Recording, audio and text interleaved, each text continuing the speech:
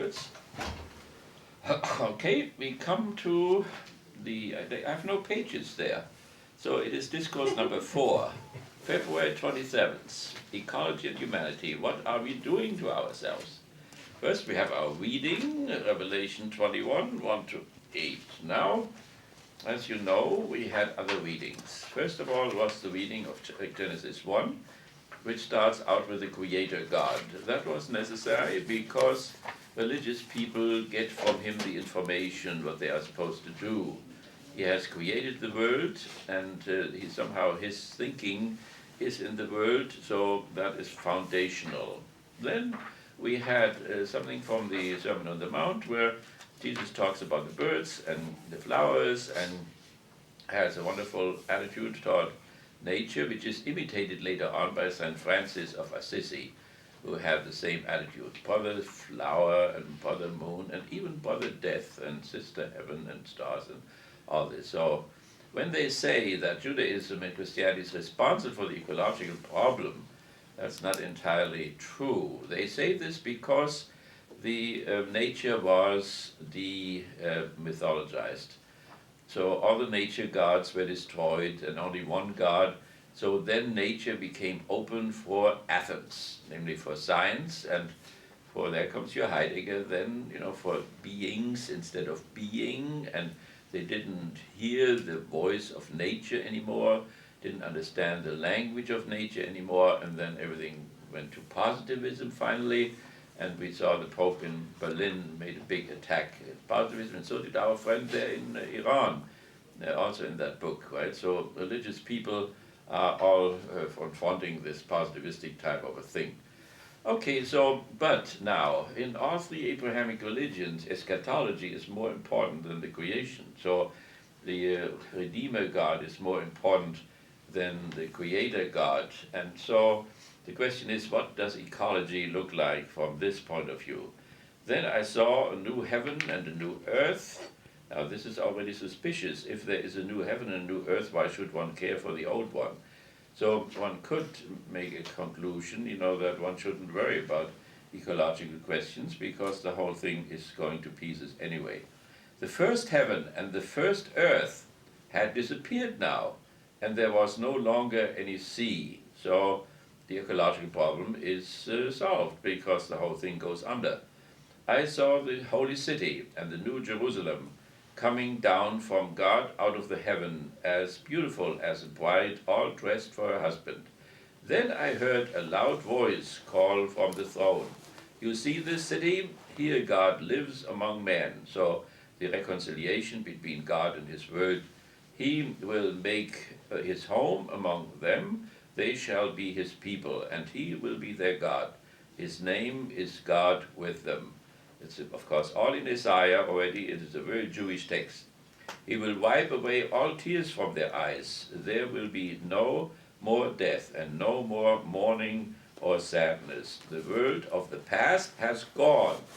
The ecological question is, should one worry about this world, which will go anyway? So that would be one ecological view of ecology. But maybe there's another one.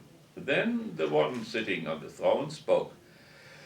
Now, I am making the whole of creation new. That is what Bloch quotes as the essence of Christianity. Now I make the whole of the creation new. He said, write this, that what I am saying is sure and will come true.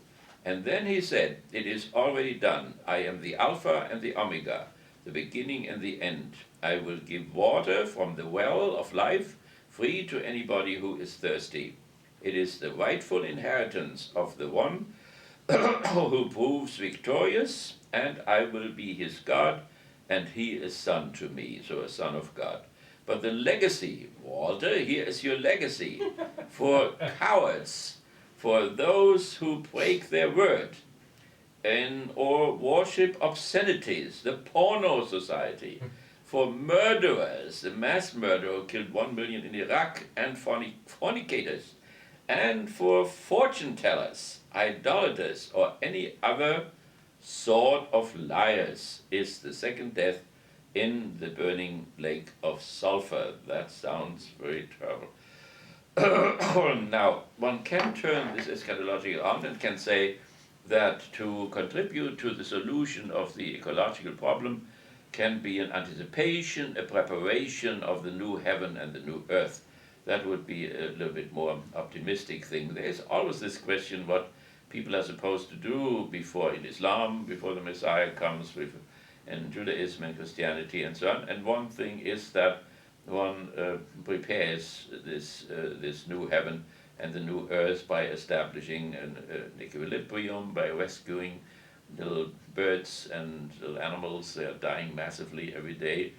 So it could be taken that way, and let's take it that way for a moment. There is a nihilistic way, and Benjamin points that out, this nihilistic way, but I think there's also a more positive one, that one takes eschatology as a motivation for an ecological engagement. Okay, so in discourse 1 to 3, we gave a timeline that was important for us, namely, the ecological problem was not always there.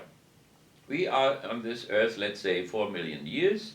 We could almost say for 4 million years, roughly, there was no ecological problem. The hunters, the fishermen, and so on, they fished, but the fish reproduced, and there were enough fish all the time. So like all the other animals, none of these animals destroyed the atmosphere or whatever. They ate, assimilation process, they all have to eat in order to maintain their form and shape, but they did not eat so much that they destroyed the ecological equilibrium.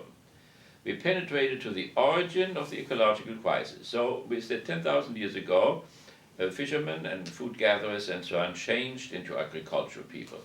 As they were still running around with their camels, or with their herds, they fed on one place, ate the grass, and then maybe half a year later they came back again and the grass had grown again. So this is the ecological equilibrium. There was no problem. Then they had villages, and they used land maybe for 7 years, and then they let the land lay there for another year, and then it recovered again, and then they could plant again. So they took stuff out, they consumed nature, but in such a way that nature could restore itself. That is the point, how one can do this again. We have not in Three Rivers, up there in Plainwell, we have a slaughterhouse there.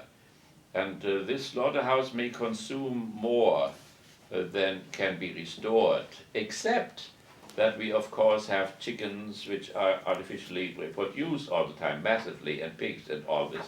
So we try to consume, but also not to consume so much. So there are lots of efforts to establish that equilibrium in an artificial way.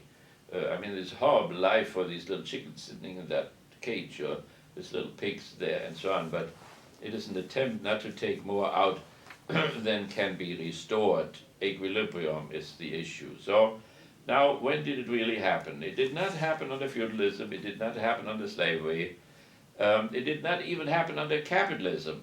As long as we had manufacture, that was still okay. Manufacture means the carpenter is together with the blacksmith under one roof. It was still a type of production which was endurable.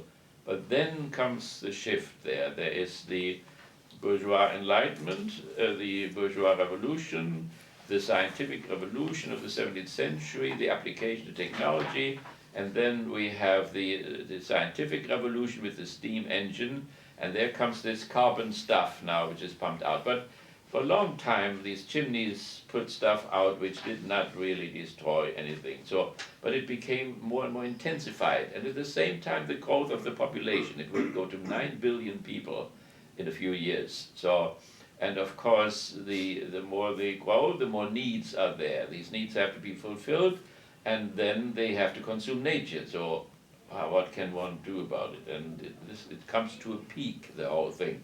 So it is maybe, of these 4 billion years we are here, it is maybe 200 years that this ecological problem has grown. And since the ecological problem is in civil society, it has to be solved in civil society. That was our thesis there.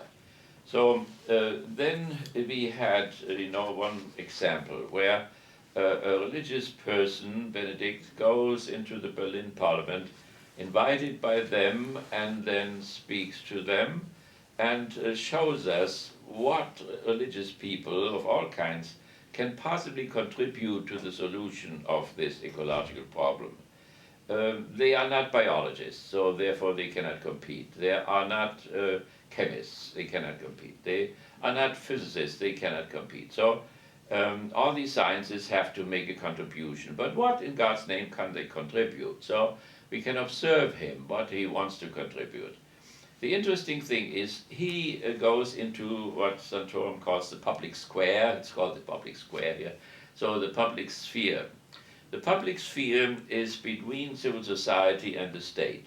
It includes the mass media, it includes the Twitter, and all these things are the public sphere.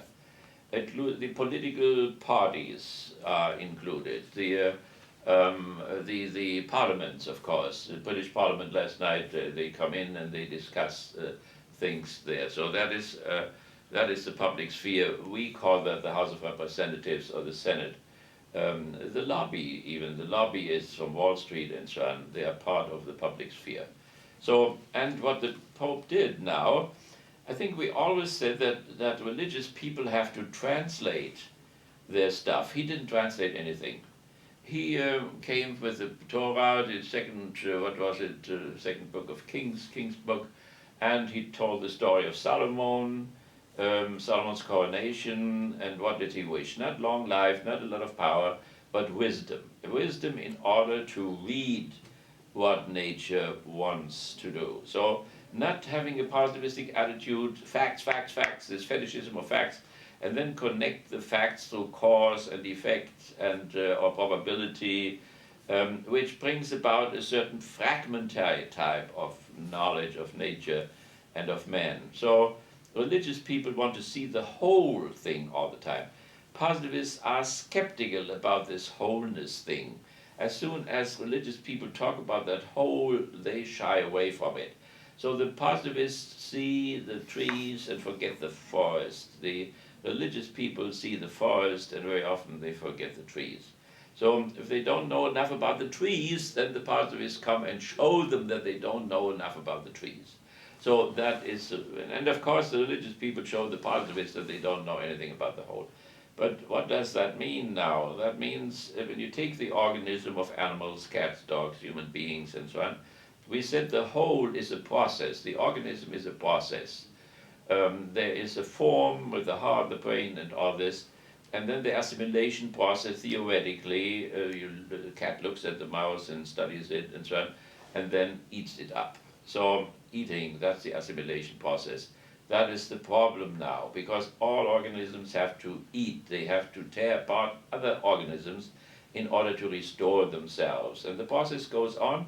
They are not only restoring themselves, but there is this species dimension too, species process, in which the procreation takes place. So by assimilation, the organism restores itself.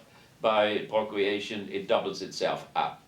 When it has doubled itself up, it usually dies. The smaller, the undifferentiated animals die right after procreation. Spiders, for instance, they die even in the sexual act.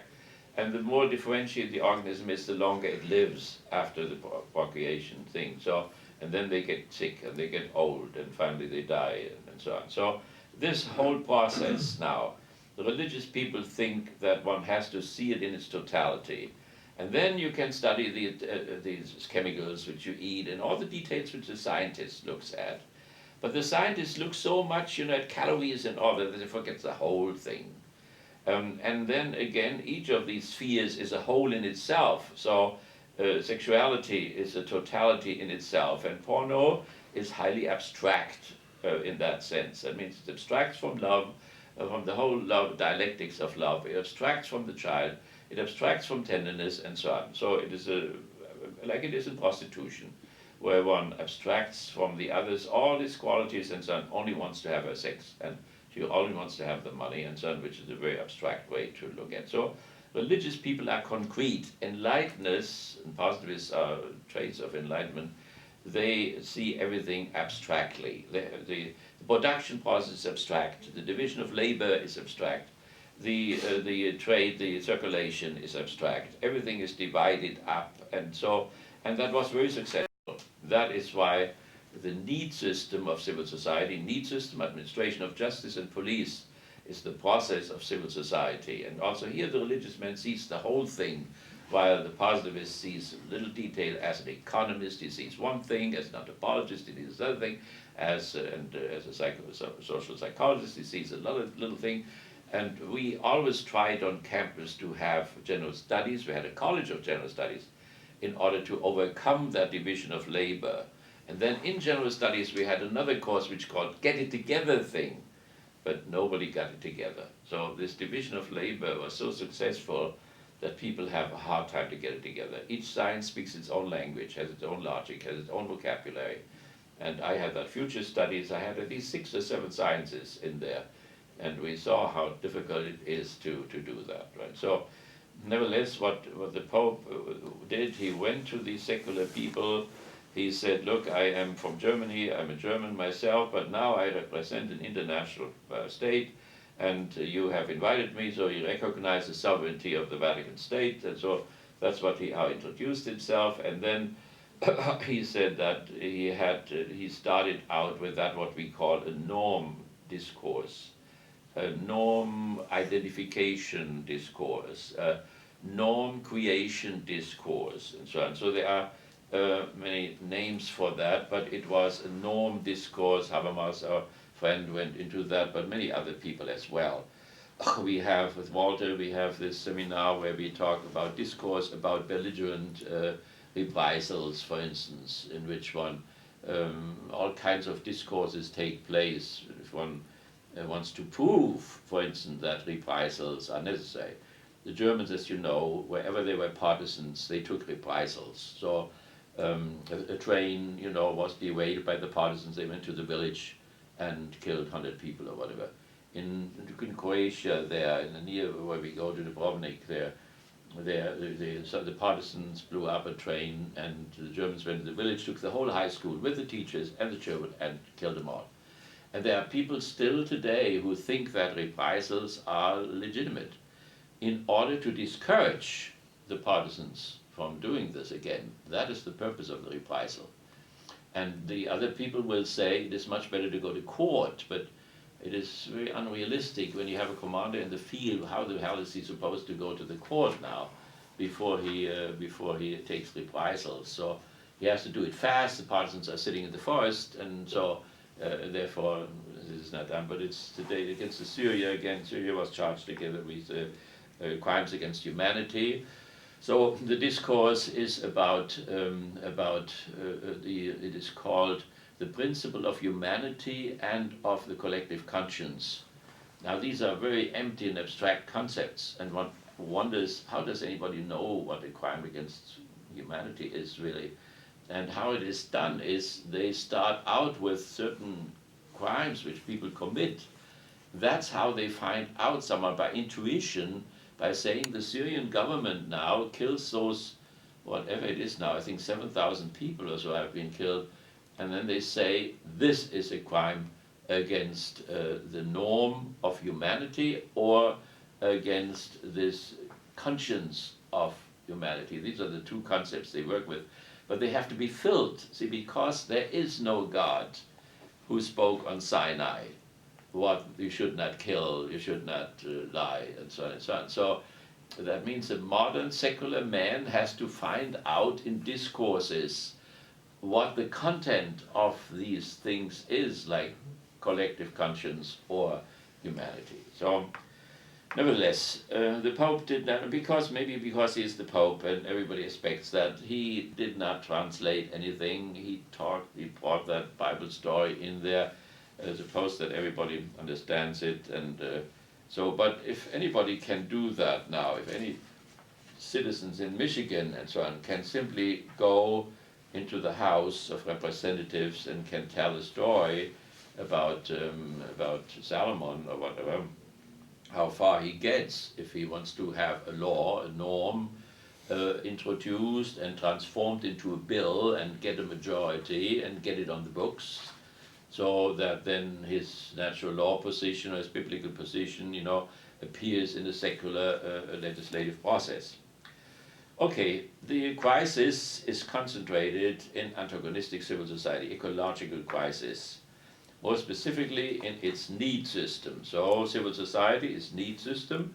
It is administration of justice, which includes the law of humanity, the public conscience, and it also includes then, if those principles have already been transformed into positive law, then this is included as well. So, and then we have the police, the detectives, and so on, who find the criminals who have violated these norms and bring them into the courtroom, and then there is the judge and the accuser and the defender. So it is a process in which civil society argues. Now, these courts in civil society, they can be local courts, they can be state courts, they can be federal courts.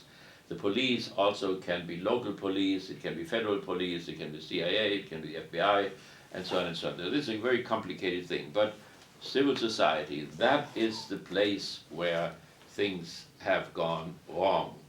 Now, there is a long tradition, all the prophets in the Abrahamic religions, all the philosophers from Greece and so on, with a few exceptions, were all critical of civil society. Not because it produced ecological problems, because that is new, but before already, it destroyed the family, it destroyed the state, it destroyed religion. Nietzsche was very clear about it, said, God is dead. But who killed him? We killed him. This we is civil society. Civil society killed him. The Trinity was rejected. That means a concrete image of God was rejected, and all what was left was an abstract universal, the supreme being. The supreme being also had gone away. And so deism of Voltaire and Rousseau. So this abstraction there, this high being there, that's all there is. So, and that includes also that God cannot be known, because you can know only when you have determination. If you have a God who is indeterminate, you cannot think about him. So that God cannot be known has become a general prejudice in bourgeois society, in capitalist society, and so on. So has the idea that man is good by nature, because also the determinations of man are not there anymore, so the abstractions. Or the Enlightenment brought in the identity principle, which the Frankfurt School fights against all the time. So we have an abstract identity of God, we have an abstract identity of man, which is not particularized enough so that we cannot really think about it fully. So, nevertheless, the crisis is concentrated there. It's a new crisis. Besides destroying the family, we had Plato already, who wanted to rescue the state from civil society, from the lawyers, from the sophists. He took one of the sophists, Socrates, turned him against the whole system, showed that this individualistic ho idiotes, that has the idiot, comes from there, the individual, that there is one of these idiots who can at the same time serve his country. He was a good soldier, Socrates. He drank all night long. Next day he went to the battle and fought for Athens and so on. So he shows through the dialogues and so on, it gives the Athenians, who have lost the mythology as we have, they had been demythologized, the Olympus was empty, and now people try to find a hold, like our fundamentalists. Everything, our world has no center anymore, the center does not hold, and so the question is to find a new hold, and the new hold is the conscience. The individual and the collective conscience, that is what Socrates invents first, and then the Hebrew Socrates, which is Jesus, also emphasizes the same thing. They emphasize inwardness against the outside world, which has been demythologized and has become prosaic, and there's no hold in it anymore. Okay, so now the need system consists, and that's what, when one thinks about civil society, one should always start from the need system. So the needs in civil society become more and more specialized, they are multiplied. People have the biological needs, they have the need for food and drinking and so on, they have for clothing and for housing, for education and for health purposes and so on. So these are the needs, but then it is not so that the need determines the productive apparatus, but the productive apparatus suddenly determines the needs. That means they overproduce cars, they overproduce food, and then through images radiate that into the ego, and new needs are formed, which may sometimes be okay, but may also be dangerous, superfluous, and so on. And that's what we have massively. Every 10 minutes on television comes 20 advertisements about cars, clothing, face stuff, and so on and so on. And some of these needs are rational, but a lot of them are irrational. So, and then, of course, the production through division of labor and through the whole circulation then became an unbelievable machine which has its own thinking and separates itself more and more from the need system of people. But here there is the machinery, of course. There are then the owners of this machinery, the owners who use this machinery to consume out of nature, get whatever, gold, iron, whatever, out of nature, and at the same time control with the same machinery those whom they employ. And out of those whom they employ, they get the surplus value from them, like my cleaning women. I pay them $10, $20, 2 cleaning women. I pay them $120, $100 surplus value. That is massive. For the guy who doesn't even work at all, he sits in Florida, goes swimming, he does not even do the office work any longer. He employs one of them, office work, pays the $12 or whatever. So that is the capitalist system, which is built out of private property. Private property is 10,000 years old. When Jesus made an attack, and Marx is very happy about that, against private property, it was already 10,000 years old.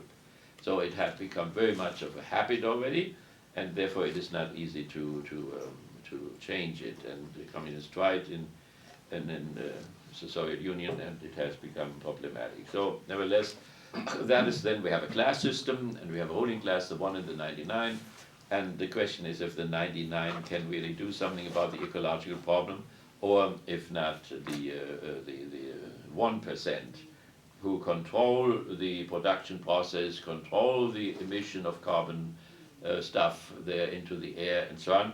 And the question is then if in norm discourses one can introduce new norms dealing with ecological problems into the parliaments and so on, and the parliaments then put it on the books, and then it has to be enforced. Can one really enforce it against the ruling class? So Obama says to the Wall Street people, be good, don't be so greedy. The Chinese said, read the 2nd volume of Adam Smith against the greed and so on. But will that really help? Will that preaching help? Will they really obey? And we see what they do. They have lobbies. They try to prevent those ecological laws. Even when they are on the book, they have to be enforced. So you need commissioners and all kinds of people who go there into the factory, control the whole thing. And there are hundreds of ways, even if the law is on the book, to prevent the enforcement, to bribe the observers and so on and so on. And that's why there is so little progress and so on. So that we are in these ecological meetings worldwide and so on, we are always a drag on other people and never marching ahead of them really. Okay, so these are the connections now, and they are very complicated. So, of course, the oikos is the house, my house. So I use gas, I use electricity, and that is a good starting point to, and I did make my house tighter and the windows, and I did all this. But to think that this, even when millions of people do it, that this will really solve the ecological problem, that would be rather illusionary. So the ecological problem can happen only that people from the life world establish movements like the ecological movement, it exists, and then try to bring religious people and others, bring something into these norm discourses for the norm application, the more norm invention, and so on. That has to happen in town hall meetings or whatever, and it has to be challenged then into the state organization, which consists of internal state law, external state law, and the international historical process. So it has to be introduced into the number 1, into the internal state law. It has become part of the internal state law. It has to be justified by the Constitution and the amendments, and then only moral principles of religious people will not be enforceable. The moral principles become enforced only when they become positive law. Only positive law alone can be enforced. So then you can send the police and the detectives and so on and look at this. There are movies about this, of factories and whole branches of people who produce poison and poison people and whatever, and you have people who go there to the police and then they are shot and killed on the spot, and all this whole jungle of things. So this is all involved. So one cannot think as the individual with his house, and then there is this collective problem. There are innumerable mediations in between to get there, to force these guys, those who own it and are responsible and are in charge of the machines and so on, who have this dangerous output. So the atomic energy thing, there was now this catastrophe in Japan, and they showed pictures again today. There are 3,000 people now who are masked all over the place, and they try to catch this radiation still. Now, after all this time, it's still spreading and going out and so on. So now it's one state, and it's a state affair, not only the individual house, the whole state house in Germany, they are in front of this whole thing, and that's why the Pope could talk in the Berlin Parliament about this. He had open ears there, because they were very happy that the Taliban there could know something about ecology, and there was the danger that he supported the Green Party, which he didn't want to. They are not in the government at this moment, so, but of course the Green Party, the 30 years already preached that whole stuff. So, but the Germans have closed up eight of their atomic energy complexes. There are 17 altogether, so there are still 9 to be closed, and they will close it, and at the same time do this alternative energy stuff. So water, sun, put things, batteries into the desert, and got a North Sea, the windmills, and so on. They put the windmills into the water, so there are all kinds of new inventions, and thousands of people are thinking about this, where one puts them, where the best wind, it has to be studied, that the wind doesn't turn around all the time. So the North Sea, the Baltic Sea, and so on, there are all whole colonies of windmills, but it has to be transported, so you need the cables through the air. It has to be put into batteries, it has to be stored, and so on. So I think it's good when one starts with one's own oikos, as Maynard Kaufman does down there. He has a farm and he has windmills there. He does it all privately. But there is a big leap from this private initiative to the real thing then. And Germany goes ahead now. The other 17 or so states, European states, Serbia has applied just for membership. Serbia will be the next one. So they look at Germany now, and if Germany does it well and doesn't have too much unemployment by the whole thing, because a lot of people lose their jobs, but then you have to bring them in. In Europe it's relatively easy, because if in one section you lose your job, they pay everything. They pay for your retraining, for your transport. You don't have to go like in Split there, in Flint there, and get your own U-Haul and go to Mexico or whatever. They pay for everything. They teach you a new language. They bring you from northern Italy to Sweden and so on. So they know where work is needed, which the individual U-Haul owner cannot possibly know, and all this is missing here. The European Union is a socialistic type of a thing, a social democratic type of a thing. We have nothing of that, except on the left of the Roosevelt camp. There are people who are very close to the Labour Party and very close to the Social Democratic Party, but they are relatively weak even inside of the Democratic Party, as it has shown with Obama. Okay, so so this is our crisis there, and we have, of course, all these from the needs, the work, the production process, the distribution process, the energy production, the markets, the costs involved, the investments involved. You have to bring the banks in, because these windmills, you need an initial investment of billions of dollars. You cannot get the little Maynard Kaufman going there and put 3 windmills up or whatever. Even if he brings, then he has 3 or 4 students who live on his place, and each of them has a windmill too. But this, I mean, the whole world will have gone under in terms of eschatology until Maynard Kaufman gets into the play of the whole thing. So there is the individual and the collective, they are not the same thing. And America is an individualistic country. They think if these individuals bring their house in order, then we'll be okay. Or when everybody cleans his soul up and becomes good, then society will become good, and it never has happened. So there is a difference between, they have to be attacked at the same time. The individuals should learn, go to a learning curve, but on the other hand, this whole transformation of collective discourses, norm creation, norm application, bringing it into the parliament or so. London has a good thing. I wish they had imitated here, where the government has to appear before the assembly, and they are questioned and they are crucified there and so on. I admire those guys. They have to answer innumerable special questions, and how they know all this is not entirely clear. But it's an old tradition in London, and that was our Tea Party. You know, they want to participate in it, and that's why they made not a revolution, but they made independence war. Okay, so that is the whole thing. Then the ecology is connected with biology. We said that on economics and political science, and who can know all these sciences. And so people from these different sciences have to get together, and we have 30, 40 years of experience here at Western how difficult that is to bring them together.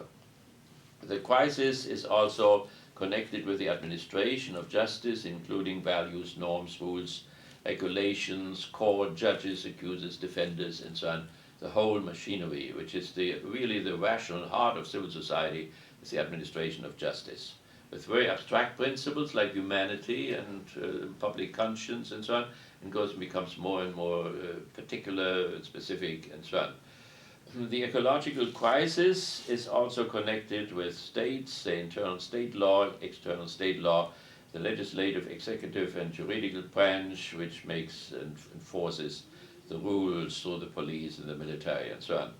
There is the public sphere between civil society and state, including election campaigns, as we have in Michigan tonight, town hall meetings, mass media, mass culture, culture industry, and so on. All that has to be brought in which ecological problems are discussed and opinions are expressed. So, I mean, things have happened already. So it's not entirely, that nothing has been done. A lot has been done already, but obviously not enough. We emphasized with Benedict XVI the religious and ethical preconditions of the state. That is a big discussion, because people don't know how republic or democracy can function at all if there is no fundamental basis, and if the society is secular, so there is no revelation accepted anymore. The whole thing, the enlighteners have discussed the revelation issue in the 18th century. It was settled at that time.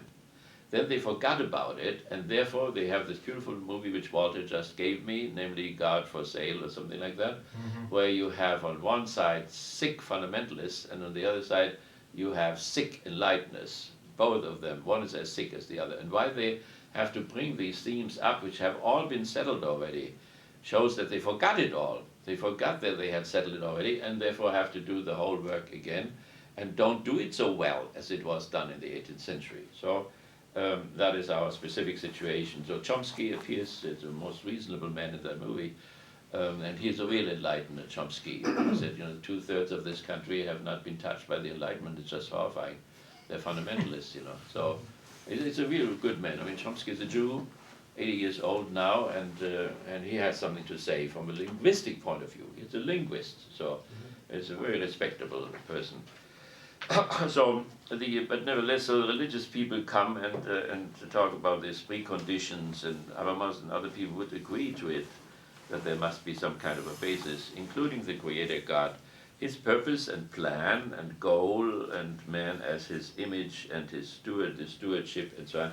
But these are all concepts which have been weakened or annihilated by the bourgeois Enlightenment, and then by the Schopenhauerian Enlightenment, by the Marxist Enlightenment, and by the Freudian Enlightenment. So there is not only the Creator God, but also the Redeemer God. That's what we said in the Jewish, Christian, and Islamic religion. We have to think of our Muslim brothers too. There are more and more in Detroit and in big cities in Europe and here, and they have to be drawn into this discourse. They must not be excluded. There is a whole problem of social exclusion. It is worthwhile to think about how many people are excluded because they are old, because they are sick, because they are physically sick and mentally sick, and so on. So that one has to see that. Described today again this boy there who killed those 3. He killed, I think he shot 5 and so on in Ohio near Cleveland and so on. So very often he may very well have been excluded. He was very silent, very quiet, didn't say a thing, and nobody talked with him for years and so on. And suddenly that breaks out. So exclusion is something to think about, particularly religious people. To let the house fall apart, so that is one thing which we can connect with that eschatology. There are the examples of Noah, the annihilation. It was not only one flood, there were many floods in Mesopotamia and so on. But in the story, it appears as people behave badly and nature takes over and they are all drowned like mice. And then, of course, the Sodom and Gomorrah, the 5 cities, annihilated because civil society didn't behave adequately. And then the Tower of Babel and so on, and the confusion of language, and then the whole Egyptian complex, the killing of the firstborn, the drowning of the whole army and so on. So this negative thing is there, with the new heaven and the new earth, the old one will go under. Or to work for a new heaven and a new earth, that would be more acceptable for us, and to do whatever to transform the old one into the new one. Okay, so the time, so that was, what we did here, and we summed it all up. So time diagnosis and prognosis, there is, how do we have ecological things that Obama on gasoline prices, the gasoline prices go up, so that is an ecological problem. The dependence on the Near East, they have a pipeline here through Canada, or not to have this pipeline. These are all ecological problems, and they are very specific engineering problems, economic problems hang together with this. And the question is, where do religious people come in there at all? And again, where they bring their holistic type of thinking into that. Then there is the burning of the Holy Quran in Afghanistan, so the loss of the Afghan war as a whole, it is lost, like the Iraq war is lost.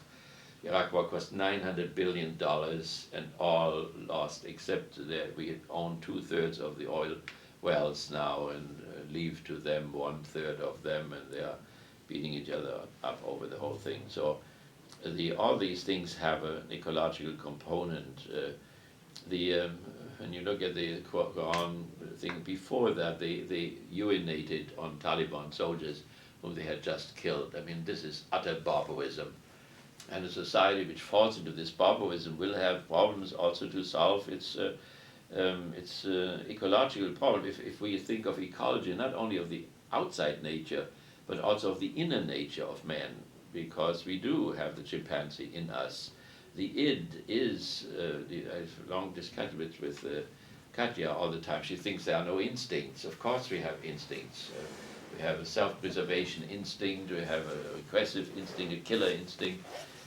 We have a sexual instinct, of course. She thinks sexual instinct is just procreation, but sexual instinct is much broader. It goes into all kinds of libidinous affairs. And so that inner nature and what happens to it is important. So sometimes things which are very distant from ecology, obviously, may have something to do with it. So when you look at the whole comes with this Quran burning there. So there was a functional type of a thing. The Americans in that, it was a big camp there, and they had prisoners, Muslim prisoners, and these prisoners used the Quran in order to give messages to each other. I mean, that's what they suspected that they do. If they really did is another question. So they collected all these Qurans and put them on a big heap and burned them all. It doesn't even know how many. They then apologized. So the NATO apologized, and also the president apologized twice, and the Taliban leader said that's not enough. The people who burned that, they should be put on trial. So, but there's no indication that they will put them on trial. It's not entirely clear which norms should apply to that. There's free speech, and the destruction of Qurans could be argued in terms of free speech. You can have the Quran or you can burn the Quran, but the free speech, when you go into a movie and you shout fire, you cannot defend yourself on free speech. They will put you into prison.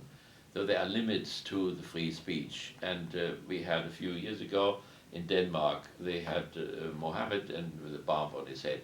And it upset everybody. There were riots, everybody and so on. One is just not doing it. One does not have the right of free speech if one is doing that to the highest which people have. So, and this is just a repetition now. So one driver went to the Minister of the Interior in Afghanistan and executed 2 American officers of high ranks who were training Afghan policemen. And so they don't know whoever Afghan they see if he will not assassinate somebody now, because there's unbelievable insecurity at the same time. So then they said they lied when they apologized. They said it was unintentional. It was not unintentional. Of course, they intended exactly what they did. They burned it, and they had a reason for it, namely that it was used in order to send messages to each other from people who shouldn't send any messages and so on. So one should be honest when one apologizes. But then also the rebellion at home. The president should not apologize. That is a sign of weakness. And there is a whole complex behind that. McCain said that again. It was a weakness. And this Christian, this Catholic guy there too, the Nick whatever, Santorum, who is here today, he said also it was a weakness. There's a whole complex there. In a certain sense, the 4th law of the Genesis, another the Sermon on the Mount, says one should hold up the other cheek. The day I showed a movie about Christ there, the Passion of Christ, and Jesus is beaten on his cheek and falls down even, but then he asks, "Why did you beat me?" He did not hold the other cheek. It's right. So one has to see in a certain context what these things mean. They mean that you should relax the situation, and if you are more powerful, it's easier. It's easier for Israel to relax and say, "Okay, damn it, little rocket there cannot even aim right, so we don't have to use all these weapons against against Gaza and so on. We can wait a little bit. It will not threaten us really, and so on." So it is an attempt to break the talion. The jus talion is eye for eye, tooth for tooth. So here's the Quran, the 2 have to die. They put a bomb somewhere and 4 were wounded and so on. So this is all retaliation now. If you don't use the golden rule and you don't treat other people as you want to be treated, then you have the lex talionis almost automatically. So Christianity has that attempt, and the imams agree even, and so do the rabbis. Rabbis say this idea, eye for eye, tooth for tooth, and not to do that, not to take his eye when he took your eye, that's a wonderful idea. And so do the imams. But it cannot be applied in domestic and foreign policies. Because, why? Because they will right away say that is a weakling. It will be taken as a sign of weakness, and then it can get worse, because they can really attack you because they think now you are weak. So this discourse between the 3 Abrahamic religions about the norm, there's a norm, and the validity of this norm and the application of this norm would be very important. So when the other side says that is a wonderful norm, but it cannot be applied internationally because it makes the whole thing more tragic, then one has to listen to that. And one has not only to see what norm Jesus presents, but also how he deals with that norm when he is in that situation. So the norm identification, norm apologetics for it, to defend it and so on, one has to say Jesus had this norm, but when he was before the Sanhedrin, he did not follow it. And his disciple, Paul, made it even worse. And he was in the Sanhedrin, and he shouted at them in the Sanhedrin, "It is because of the resurrection that I'm here. You don't charge me for the right thing. It's the resurrection." He knew exactly that the Pharisees believed in the resurrection, the Sadducees did not, and that they would fight against each other and pull their beards out and so on.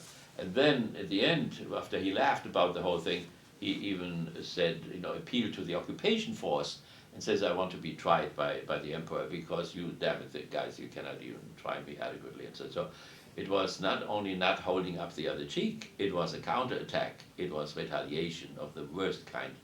You could not say this to the Sanhedrin without hurting their feelings and so on. And they had to do it, and he got 2 years vacations, and the Romans paid for it. Okay, so that is the issue there, contemporary issue. Then there is the atomic energy development in Iran. So these environmental things are present in all states, because when somebody pollutes the skies, it does it not only for himself, but for others as well.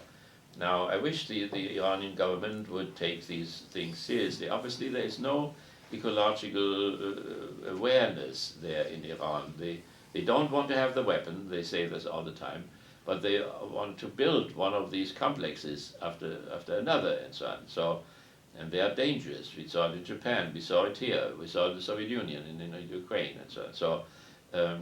So maybe one should reflect on that if they should not also think of alternative renewable energy instead of developing that on. But we have just opened up a new energy complex here. So we have no right to tell, we have 101 of them, and now we have 102 of them. Now if we increase that all the time, we do not have the moral standing to tell the others not to increase it as well. So there's a moral dilemma there. But from a more objective point of view, I think if the leadership there would take seriously the experience of ours, the Russians and also Japan now, that this may be too dangerous. Also because it moves closer and closer to a war, maybe a proxy war through Israel. We have not given them the signal yet. They have to fly through airspace which we control, and we haven't given the no president the last 30 years has given them the permission to fly through there, and so, but we could lift that.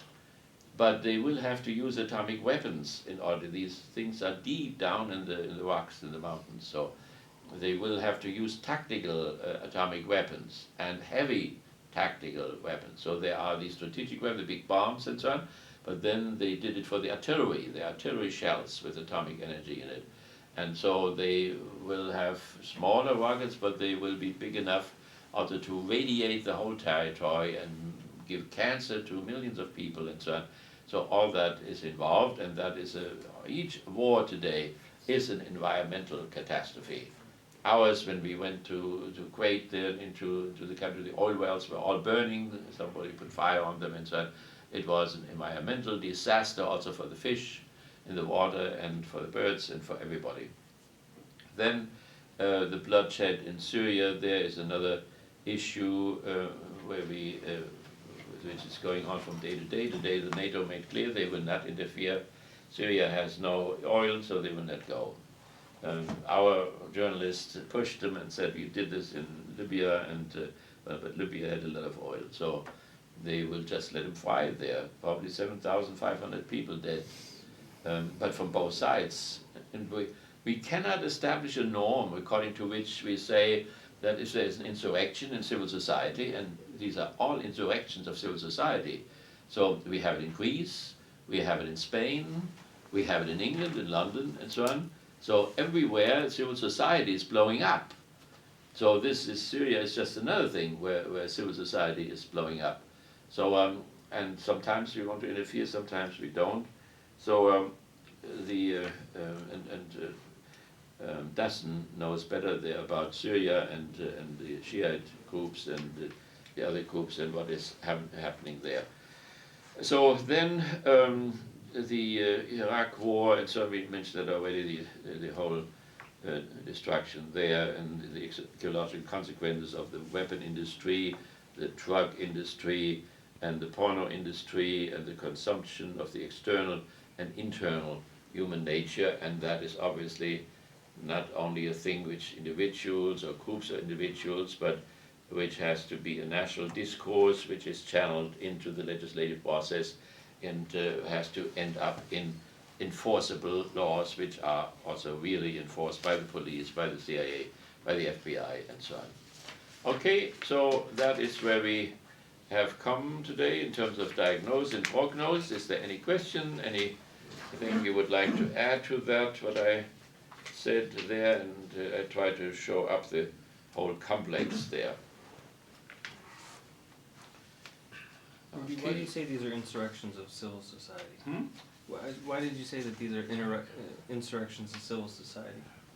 I mean, just more specifically, I mean, I think I know where you're going with it. We have it in Egypt, the civil society exploded, and it's still exploding, and we had in Libya, it's not come to a halt there neither now. We have it in Syria, and we have also a small middle class in in Iran, yesterday what they consist of, this middle class, they brought the bus drivers. Maybe the bus drivers are different there than they are here in Kalamazoo, but they counted the bus drivers among that middle class together with engineers and high school teachers and something like that. So it seems to me that it is the low middle class or middle class which is threatened or feels threatened and does rebel there. But we said a long time, but behind this Arabic Spring there, these are explosions in traditional civil societies, I think. And so, I mean... So in the traditional civil society, yeah, right, in this, not like our civil society where it's actually controlling the state. In this case, the state is too dominant within civil society. Civil society I think that these Arabic states do have a civil society. That means they do have something between the family and the state, right. And they do have factories. They don't make their shoes in the family. They have shoe factories and all kind of bakery, bread factories, and so on. So, but the state, the mullahs, for instance, may be much more in control of civil society than it's the case here. And some of the rebellion may be that they want to free themselves. That is all those who speak English and have studied here, who would like that the state would regulate less, that Sharia law will not be applied, and so on and so on. And we always speculate, to set that potential free. That's what we did with the Shah in Iran, he was our man, and then came the counter reaction, and the clergy got in control again. But I think it's cooking, something is cooking underneath, and sometimes they have these rebellions, but they got in control again of it. So I think they, like Greece, the Greek city-states, they had civil societies. In Mesopotamia, Sodom and Gomorrah had a king, a priest, and a civil society. Otherwise, these prophets and so on would not have struggled so much against it. Many of these stories of Nineveh and so on have civil societies because these individuals separate themselves from nature, they separate themselves from the family law, family ethics, ethos, and they try to free themselves also from from state control as well. That is Plato's thing, and it goes up to Hegel, who is just different from Plato, by saying that civil society development has to happen in our human evolution, but it comes and it has to go. So for Hegel it's necessary that civil society does develop, but it's also necessary that it pushes itself by its own antagonisms beyond itself into a real state in which the citizens in discourse with each other determine their fate. So in that sense we have a very weak state organization here. Civil society is unbelievably powerful and grew, and the sheriff and the courts and all that is lagging. The culture lag behind the tremendous fast evolution of civil society. And here we started with civil society. Before there was a state, there was civil society. So, when they think of the West and the cowboys and so on, there's a miserable sheriff, who maybe does his duty, but they're 100 miles to bring somebody to the court. And, you see that in the cowboy movies, where the first things, there were families. There were... Really, when you're talking about the Hegel's, description of societies being family, civil society, and state, and it seems in terms of the Arab Spring, it looks like, a few things are going on. That, number one, the family is threatened by civil society, especially culturally, through globalization, westernization. Right. And then you have the family, in terms of like Syria, the family is threatened by the state politically in many ways. I mean, the state can intervene into the family, destroy it, whatever it wants to do. It's unaccountable. And then on the other hand, you have the state is threatened by civil society. Right. Because as civil society grows, the state becomes weaker and weaker. In the same way in the West with the rise of the bourgeois, that the state became weaker. Yeah. So it's almost as if, you have this cycle of perpetual, so you talk about equilibrium in the sense that it's there's no balance whatsoever in here. And so the attempt in many ways is to, tear the whole apparatus down, at least civil society and state, and start again, in preservation especially of the family. Yeah. I mean, there was a struggle between the family and the state already before there was a civil society, and that is the Antigone story, where he had the family and the two brothers, and one brother fought for the city and the other one against the city. And according to the family, the sister wanted to bury both brothers, but the state, rationality of the state was only the one who fought for the city could be buried. The other one had to be given to the birds. Right. So there is no civil society in between yet, but you have this antagonism between the family and the state. And it was repeated here during the Vietnam War. Mothers went into the airplanes where their sons were flown to Vietnam, and wanted to pull them out, the Marines there, go home, I want to have my boy back, and so on. And my mother, kept me back in the house. She didn't want me to go to the Air Force, and they had to come twice or three times or whatever. So there is a fundamentally antagonism between the family and the state. But the main destructive force, which in the city-states destroyed all the city-states, and which is a great danger for us. I mean, our main political thing, massive, is what to do with a civil society, Because also this guy there, what is his name, this libertarian, Ron. he has all the youth behind him, 40% or whatever, because he tells me you can do what you want to, and so that is part of civil society. It's atomized, and you can have your own social security, and so you know what will happen. They will be 60 years old and there will be no social security there. They have eaten it all up. And then you have to feed them anyway, or you have to let them starve to death or whatever, but you have to give them medical services and so on. So it is just, that is one of those idiotic things. Society does not consist of atoms or whatever. It's more than all these atoms together. And they just can't see it. Liberals in general and these libertarians particularly. So it will be catastrophic. You know what will happen when they would come through again. And I don't think they have a chance against Obama. But if they would win and they would do the same thing what Reagan did, 2 years later, somebody would come to the president again, what they did to Bush, and say the economy goes over the brink. Right. And this time much more massive. And I don't see why they cannot see this, that this deregulation led to this horrible catastrophe, and that it will be repeated again, if they would do what they say they want to do.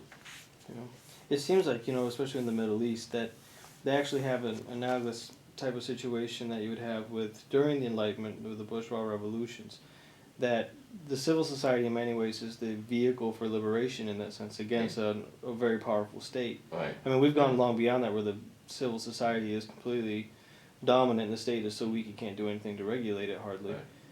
But in this case, in the Middle East, they're already maybe 200, 250 years behind, where civil society looks like the vehicle for liberation, where the state looks like the impediment. Yeah, right. But the question then becomes, when they get rid of the state, what do they put in place? Because you can then get in place a state like, Iran or something like that, Yeah. which is problematic. The whole issue of a theocracy, it's Or a cleritocracy, as they call Yeah. it over there. yeah. But it's a clergy who acts in the name of Allah. Mm-hmm. But with the French Revolution, French Constitution at the same time, and in Iraq, the American Constitution. So, yeah, but I mean, these categories, are important, and Walter put them together here in our roadmap there. They are very helpful, to grasp it, to be analytical about it and see what the problem is, Because the youth movement in the 60s, they didn't know the system, and they were so full of idealism and new religion and new love, and new politics, and boy, what was that a letdown when the Kent State shooting took place, They really thought they lived in a free country, and all attempts, to show them that it was too prosaic for them, they were romantic people to some extent, Bakuninists and so on, so. One has to know the things very well if one looks at ecology or any other problem. But ecology is important because society ruins its own foundation on which it rests. And I showed it, I think I mentioned the Dubrovnik example where we go now again. We have 12 ships coming, and these people go through the city and the dust comes there and people cannot live in the city anymore. They leave the city and the city dies. That is a good image, for what will happen to capitalism. And they could do something. They are free. They have a city commission.